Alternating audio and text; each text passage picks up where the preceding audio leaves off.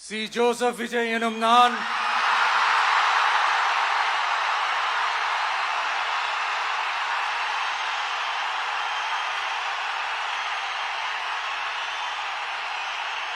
சட்டப்படி அமைக்கப்பெற்ற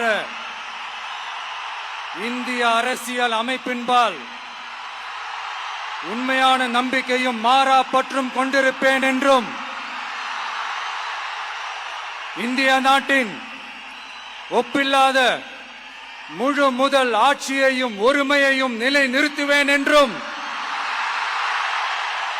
தமிழ்நாட்டு அரசின் முதலமைச்சராக உண்மையாகவும் உளச்சான்றின்படியும் என் கடமைகளை நிறைவேற்றுவேன் என்றும்